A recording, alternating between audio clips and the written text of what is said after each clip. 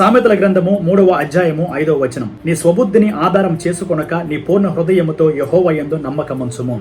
ప్రియమైన సహోదరి సహోదరులారా, ఈ వచనం మనకేం చెప్తుందంటే, నీవు మనస్ఫూర్తిగా దేవుని నమ్మము, నీ సొంత తెలివితేటల మీద ఆధారపడకము అని.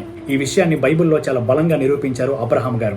అబ్రహాం గారి యొక్క జీవితాన్ని మనం చూస్తే, అబ్రహాం గారి యొక్క దంపతులకు దేవుడు తమ యొక్క 100వ ఏట ఇస్సాకు అనే కుమారుని ఇస్తాడు. అయితే అబ్రహాం గారి యొక్క విశ్వాసాన్ని పరీక్షించు నిమిత్తము దేవుడు తన కుమారుడైన ఇస్సాకుని బలిగా అర్పించని అడుగుతాడు. ఆ సమయంలో అబ్రహాం గారి యొక్క హృదయంలో అనేకమైన ఆలోచనలు, సందేహాలు పుట్టి ఉండవచ్చును. లేక పుట్టిన కుమారుడు, ఇతని తర్వాత నాకు వారసుడు లేడు, ఇతన్ని బలిగా అర్పిస్తే నా భార్య శారతో నేనేమని సమాధానం చెప్పుకోవాలి, అసలు నేను విన్నది దేవుడి స్వరమేనా అనే ఆలోచనలు అనేకమైన పుట్టి ఉండవచ్చును.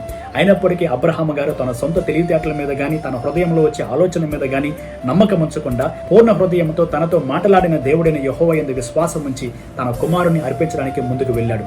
ఫలితంగా దేవుడు తన కుమారుడైన ఇస్సాకుని బలిగా తీసుకోలేదు గాని అతనికి బదులుగా ఒక గొర్రెపిల్లను బలిగా అర్పించమంటాడు. దేవుడికి స్తోత్రం కలుగును గాక. కాబట్టి ప్రియమైన సహోదరి సహోదరులారా, అబ్రహాము గారు తన సొంత తెలివితేటల మీద ఆధారపడకుండా పూర్ణ హృదయంతో దేవుడి మీద ఆధారపడిన కారణం చేత దేవుడు అబ్రహాము గారిని ప్రశంసించి విశ్వాసులకు తండ్రిగా చేయడం అనేది జరిగింది. కాబట్టి మనం కూడా మన జీవితంలో కొన్ని ఆలోచనలు, ప్రణాళికలు కలిగి ఉంటాం. ఒక్కొక్కసారి మనం దేవుని సంప్రదించకుండా, ప్రార్థనలో గడపకుండా, నాకు తెలివితేటలు లేవా, నాకు జ్ఞానం లేవా అని మనము ముందుకు వెళుతూ చాలా నష్టపోతూ ఉంటాం. కాబట్టి మనం కూడా అబ్రహాము గారిలాగా ఎప్పుడైతే మన సొంత తెలివితేటల మీద, జ్ఞానం మీద మనం ఆధారపడకుండా దేవుడి మీద పూర్తి నమ్మకం మనం పెట్టుకుని ముందుకు వెళితే దేవుడు అబ్రహామును ఆశీర్వదించినట్లుగానే మనల్ని కూడా ఆశీర్వదించి హెచ్చిస్తాడు. God bless you.